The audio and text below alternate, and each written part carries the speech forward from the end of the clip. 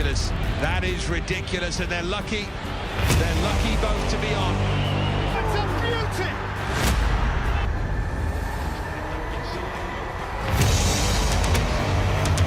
But it ends in a row.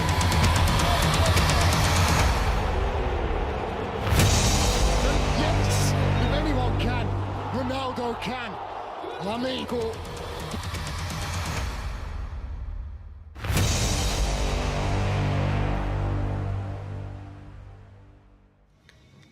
Di dunia sepak bola modern, ada satu posisi yang sangat sulit dicari.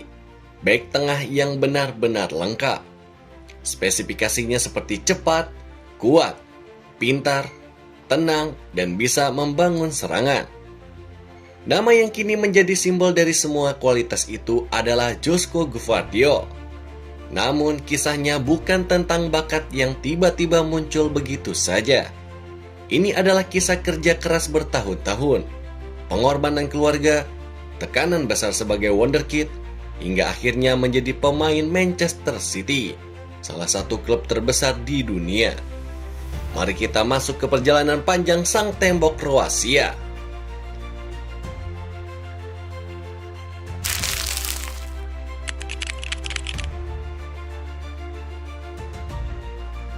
Joško lahir pada tanggal 23 Januari 2002 di kota Zagreb, Kroasia. Tidak banyak yang tahu bahwa ia lahir di lingkungan yang sangat sederhana. Ayahnya bernama Tihomir Gvardiol, adalah mantan pesepak bola amatir yang mencintai olahraga.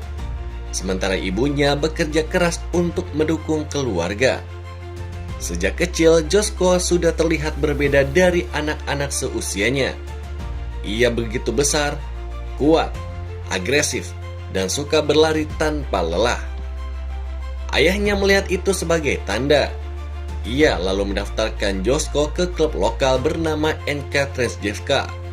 Di sanalah kisah besar ini dimulai.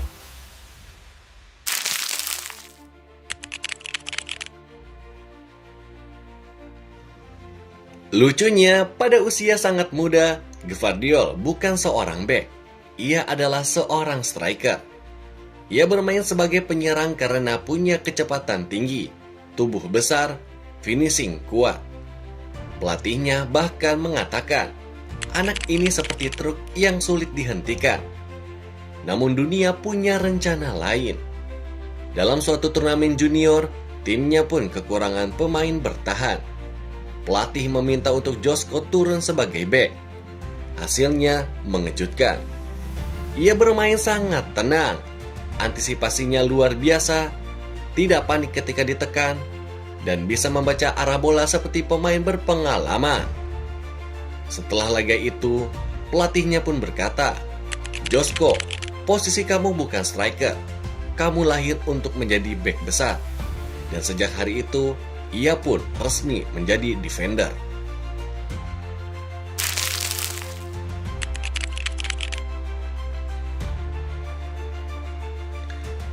Dinamo Zagreb terkenal menghasilkan talenta luar biasa seperti Luka Modric, Mateo Kovacic, Joško Brozovic, Dani Olmo, dan masih banyak lagi. Ketika Gvardiol pun masuk ke akademi ini, pelatih langsung terpukau. Ia cepat naik level dari U14, U15, U17 hingga U19. Bahkan ia sering dilibatkan dalam latihan tim senior saat masih belasan tahun. Pelatih akademinya pun berkata, anak ini bermain seperti sudah mengerti sepak bola 10 tahun lebih cepat dari umurnya. Di Dinamo pun, Gvardiol dilatih intensif dalam taktik bertahan, visi permainan, passing vertikal, build up dari belakang. Dan disinilah ciri khasnya terbentuk. Bek modern yang nyaman membawa bola.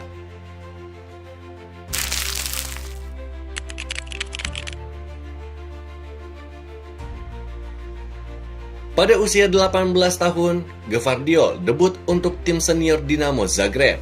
Ia tampil sangat matang, tidak goyah dan tidak gugup. Dari sinilah klub-klub Eropa pun mulai memperhatikan. Ada Leeds United yang menawarkan harga fantastis. Ada klub Italia yang mengamati, dan ada klub Jerman yang memantau.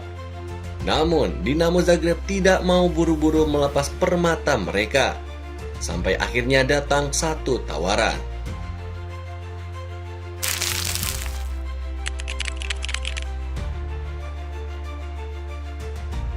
RB Leipzig terkenal menjadi tempat berkembangnya pemain muda.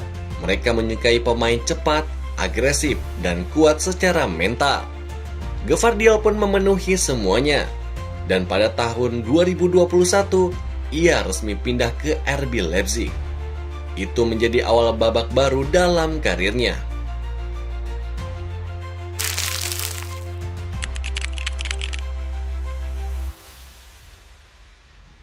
Di Jerman, sepak bola berjalan cepat, sangat cepat.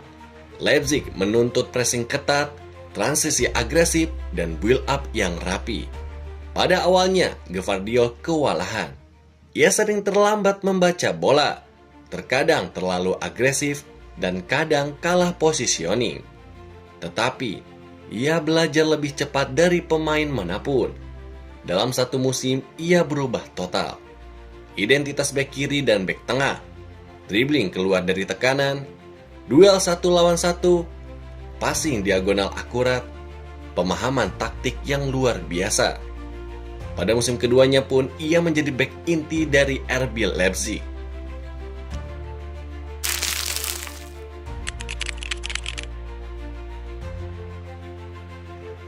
Puncak perhatian dunia terjadi di Qatar. Gvardiol tampil seperti veteran berusia 30 tahun, padahal usianya baru 20 tahun. Ia pun memimpin pertahanan Kroasia. Duel udara kuat, tackling bersih, build up babak baru, ketenangan luar biasa. Banyak orang berkata, inilah bek muda terbaik Piala Dunia. Meski Kroasia dikalahkan oleh Argentina, Gvardiol tetap dipuji karena tampil luar biasa. Dari sinilah klub-klub besar mulai serius mengincarnya.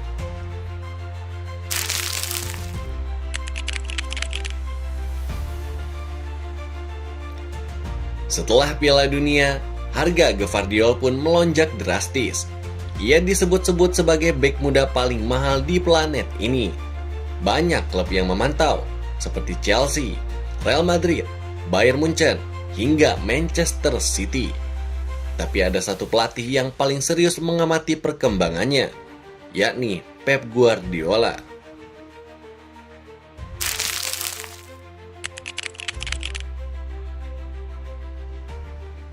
Gaya bermain Gvardiol seperti ball playing defender, cepat, bisa jadi inverted fullback, bisa keluar dari tekanan, punya build up elite. Itu semua adalah tipe pemain yang sangat dibutuhkan oleh Guardiola. Pep hingga berkata dalam sebuah wawancara, "Saya suka bek yang berani membawa bola, dan Gvardiol unik." City pun membutuhkan bek yang bisa main sebagai bek kiri, bisa masuk ke tengah, bisa mengimbangi garis tinggi. Dan Gvardiol adalah jawaban sempurna.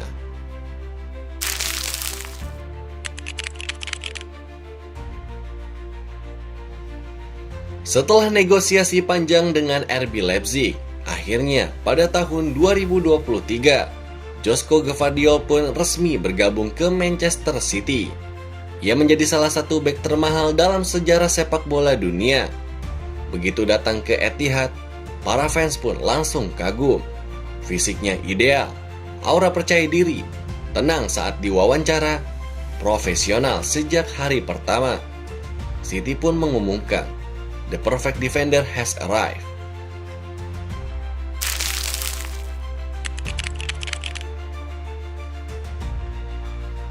Pada musim pertamanya di Manchester City, ia pun digunakan sebagai bek kiri, bek tengah rotasi, dan inverted fullback. Ia pun harus mempelajari banyak struktur build up dari Pep Guardiola, seperti memegang bola yang lama, sabar dan tidak panik. Dan ia pun beradaptasi dengan cepat. Beberapa pertandingan memperlihatkan kelasnya. Duel menang melawan striker top, dribbling keluar tekanan, crossing berbahaya, dan passing vertikal tajam. Ia menjadi bagian penting dalam tim yang mengejar banyak gelar.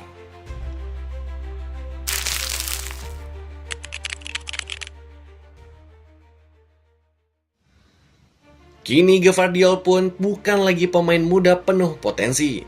Ia adalah bek dunia kelas atas. Fans City pun mulai menyebutnya The Wall of Zagreb, Pep Stang, hingga The New Era Defender.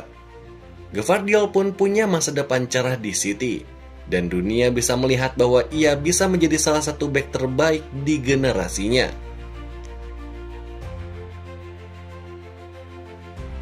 Terima kasih sudah menonton kisah lengkap dari Joško Gvardiol. Mulai dari masa kecilnya, perjalanan keras di Zagreb, transformasi di Leipzig, hingga akhirnya bergabung ke Manchester City. Jika kalian suka dengan narasi sepak bola seperti ini, jangan lupa untuk subscribe ke Soccer First ID. Karena kami akan terus menghadirkan kisah pemain favorit kalian dengan gaya bercerita yang nyaman, natural, dan mendalam. Dan seperti biasa, jika kalian ingin request pemain mana yang mau dibacakan kisah hidupnya, silakan tulis di komentar. Semua request akan kami baca satu persatu. Sampai jumpa di video berikutnya hanya di Soccer First ID.